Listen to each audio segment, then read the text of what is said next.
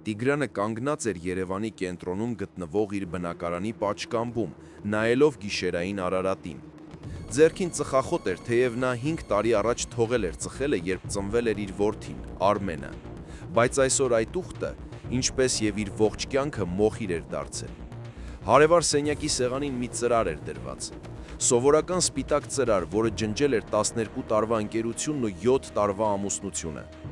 Դավիթի հետ նրանք ծանոթացել էին դեռ առաջին դասարանում։ Նրանք պարզապես ընկերներ չէին, նրանք աղբերս էին։ Նրանք միասին կռվում էին թաղամաս, միասին ընդունվեցին համալսարան, միասին սկսեցին ավտոպահեստամասերի ներմուծման բիզնեսը։ Դավիթը Տիգրանի հարսանիքի քավորն էր։ Նա պսակ էր պահել Տիգրանի եւ Անահիտի գլխին։ Անահիտը երազանք էր, համեստ, մեծ սև աչքերով եւ ձայնով, որը հանդարտեցնում էր ցանկացած փոթորիկ։ Տիգրանը պաշտում էր նրան։ Երբ Արմենը ծնվեց, Դավիթը դարձավ նրա կնքահայրը։ Հայաստանում դա սուրբ կապ է, քավորը ավելին է, քան հարազատը։ Ամեն ինչ սկսվեց կես տարի առաջ։ Տիգրանը որոշեց անակնկալ անել կնոջը եւ Դիլիջանում մի ամառանոց գնել, որի մասին նա երազում էր։ Նա ուզում էր ամեն ինչ արագ ձևակերպել, բայց պետք էին Անահիտի հին փաստաթղթերը, որոնք պահվում էին նրա ծնողների մոտ չհրկիզվող պահարանում։ Զոքանչը մի բարիկին պատահաբար Տիգրանին տվեց սխալ թղթափանակը։ Ծննդյան վկայականի փոխարեն այնտեղ հին բժշկական քաղվածքներ եւ չեկեր կային։ Թերթելով թղթերը Տիգրանը 7 տարվա հնության ոսկերչական խանութի չեք գտավ։ Ոսկե թևնոց փորագրությամբ։ Գնման ամսաթիվը իրենց հարսանիքից 3 օր առաջ։ Տիգրանը կնջրոտեց հոնքերը։ Նա հարսանիքից առաջ թևնոց չէր նվիրել նրան։ Նա ականջողեր էր նվիրել։ Երևի ծնողները գնել են, մտածեց նա այդ ժամանակ։ Բայց կասկածի որդն արդեն սկսել էր շարժվել։ Մեկ ամիս անց Դավիթը Տիգրանից իր ամենագնացը խնդրեց։ Տիգ ջան, մեքենա սերվիզում է, իսկ ես պետք է Գյումրի գնամ գործերով, պահեստամասեր ընդունեմ։ Իհարկե աղբեր, վերցրու, բանալիները սեղանին են։ Դավիթը գնաց։ Նույն օրը երեկոյան Անահիտն ասաց, որ գիշերով կգնա քրոջ մոտ երեխաներին օգնելու։ Տիգրանը որդու հետ մնաց տանը։ Գիշերը Տիգրանը չքնեց։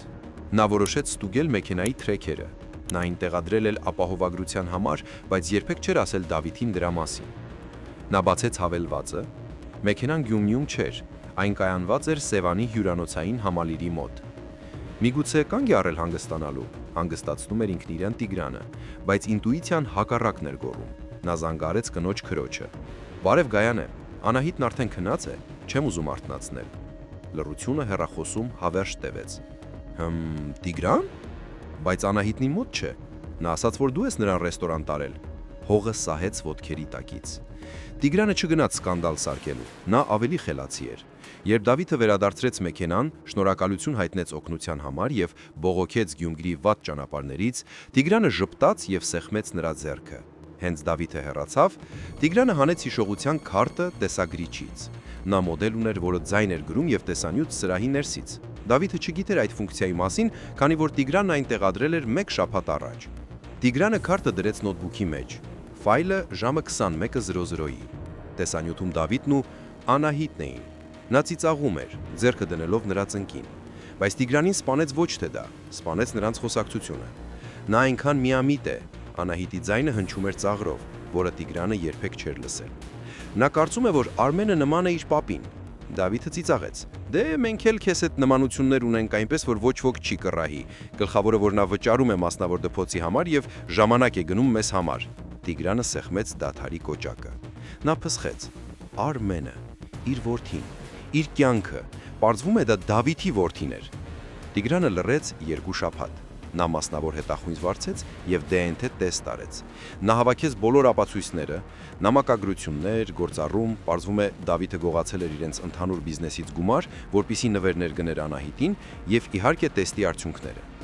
Եկավ Տիգրանի ծննդյան օրը։ Նա հավաքեց բոլորին, իր ծնողներին, Անահիտի ծնողներին, Դավիթին իր կնոջ հետ, այո, Դավիթը նույնպես կին ուներ, եւ մյուս ընկերներին։ Սեղանը ճոխ էր, խորոված, տոլմա, լավագույն գինիներ։ Տիգրանը բաժակով վեր կացավ։ Բոլորը լռեցին, սպասելով կենացին։ Այսօր ես ուզում եմ խմել հավատարմության համար, սկսեց Տիգրանը հանգիստ։ Մարդկանց համար, ովքեր տարիներ շարունակ մեր կողքին են, նրանց համար, ովքեր մեզ հետ հաց են կիսում։ Նա նայեց Դավիթին։ Վերջինս ժպտում էր, բաժակը բարձրացնելով։ Գիտեք, ես միշտ մտածում էի, որ ամենասարսափելին դանակով թշնամին է, բայց ես սխալվել եմ։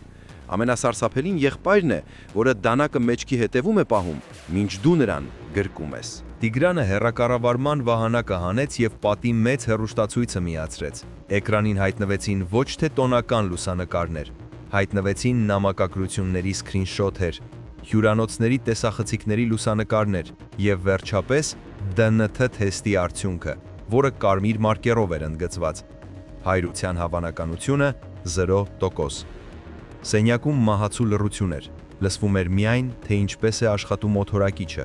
Անահիտի մայրը սրտին կպավ։ Դավիթի կինը դանդաղ վեր կացավ եւ գինին շպրտեց նրա դեմքին։ Դա մոնտաժ է։ Տիգրան, դու խելագարվել ես, գոչեց Անահիտը, փորձելով խլել վահանակը։ Տիգրանը հետ մղեց նրա ձեռքը, հանգիստ, առանց հիստերիայի։ Հեռացեք, ասաց նա։ Երկուստ էլ, հենց հիմա։ 3 ամիս էր անցել, ամուսնալուծությունը ծանր էր։ Տիգրանը Դավիթին դուրս հանեց բիզնեսից, թողնելով պարտքերով, որոնք վերջինս ինքն էր ստեղծել իր մեքենայություններով։ Անահիտը վերադարձավ ծնողների մոտ ամբողջ քաղաքով նախատինքի արժանացած։ Բայց ամենասարսափելի հարվածը Տիգրանի սպասում էր առջևում։ Մի երեկո նրա մոտ եկավ Դավիթի մայրը, Տիկին Սիրանուշը։ Ծեր կինը լացում էր։ Նա հին օրագիր բերեց։ Ներիր ինձ տղաս, հեկեկում էր նա։ Ես ամեն ինչ գիտեի։ Տիգրանը բացեց օրագիրը։ Դա Դավիթի օրագիրն էր ուսանողական տարիներից։ Վերջին գրառումը շրջեց Տիգրանի իրականության մասին ողջ պատկերացումը։ Ես ատում եմ նրան, Տիգրանին։ Նրա մոտ միշտ ամեն ինչ ավելի լավ է ստացվում։ Հարուստ ծնողներ, հեշտ ուսում, հիմա էլ Անահիտին է նայել։ Նա ինձ է սիրում։ Ես գիտեմ, բայց կընտրի նրան փողի պատճառով։ Ես կվրեժ լուծեմ։ Ես կվերցնեմ նրանից ամեն ինչ, բայց ոչ մի անգամից։ Ես ստիպելու եմ նրան մեծացնել իմ որդուն, ես ծախսելու եմ նրա փողերը, ամեն օր ծիծաղելու եմ նրա դեմքին, նրան եղբայր անվանելով։ Սա կլինի իմ իդեալական վրեժը նրա համար, որ նա միշտ առաջինն էր։ Տիգրանը փակեց օրագիրը։ Այս բոլոր տարիները դա պարզապես կիրք կամ սխալ չէր։ Դա վրեժի սառը հաշվարկված ծրագիր էր մի մարդու կողմից, ում նա ամենաշատն էր վստահում աշխարհում։ Նրանց ողջ ընկերությունը սուտ էր։ Դավիթը ատել էր նրան ամենասկզբից։ Տիգրանը դուրս եկավ պաշտկամբոք։ Երևանը փայլում էր լույսերով։ Նա ցավ էր զգում, անտանելի ցավ։ Նա կորցրեց կնոջը, ընկերոջը եւ նույնիսկ որդուն։ Չնայած նա իրեն խոստացավ, որ երբեք չի թողնի Արմենին, քանի որ երեխան ոչնչում մեղքավոր չէ։ Բայց անավորոշ շնչելով սառը օդը, նա տարօրինակ թեթևություն զգաց։ Սուտն ավարտվեց։ Կողքին այլևս օձեր չկային։ Նա մենակ էր, բայց ազնիվ էր։ Եվ առաջին անգամ երկար տարիներ անց նա իսկապես ազատ էր։